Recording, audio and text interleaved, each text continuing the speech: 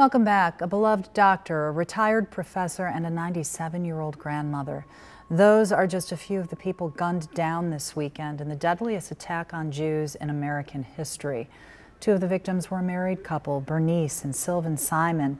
They married inside the Tree of Life Synagogue in 1956 and then died there more than 60 years later. Brothers Cecil and David Rosenthal died in the rampage as well. A Pittsburgh nonprofit for people with disabilities called them well-respected and extraordinary men. The shooting has us taking a hard look at anti-Semitism in America. Joining me now is Dr. Gary P. Zola, a professor at Hebrew Union College and an expert on Jewish history. Dr. Zola, thank you for joining us. Thank you, Kristen. I have to ask you, we heard about postings on internet message boards, anti-Semitic postings related to this case.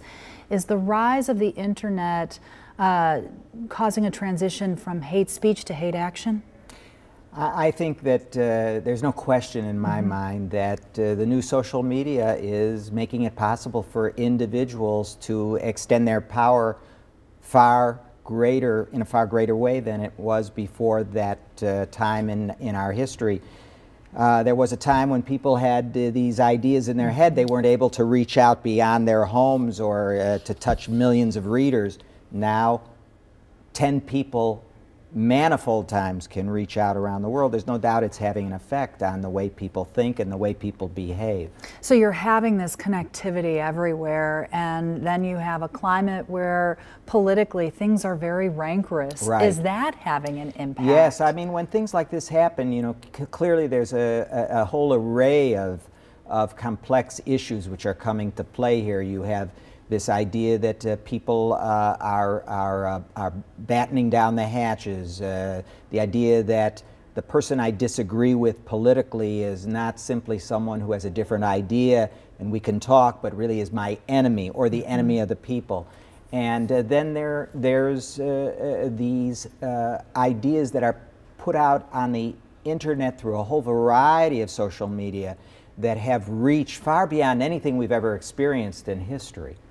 What lessons can we learn from the past, Dr. Zola, that can help us change the future? You have files there. We have about 30 seconds left. Yeah, well, I told you that what was very interesting is in 1960 in Gadsden, Alabama, a similar event occurred, a bombing in a temple in Gadsden.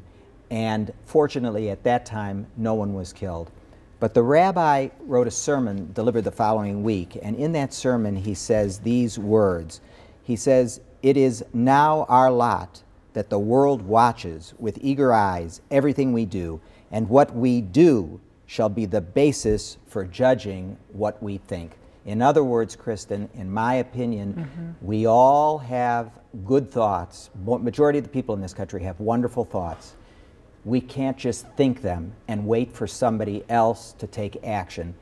Every good person, every caring, committed individual who wants this nation to be good has to step up in your community, in your day-to-day lives, in every single way in which you interact with other people. You have to put goodness out there and make this country the way we want it to be. Be the example. Be the example. You have to. What we do will be an example of what we think. All right. Dr. Zola, thanks for that insight Thank and you. for the history. Thank you. Thank you. Appreciate it. Thank you for having me.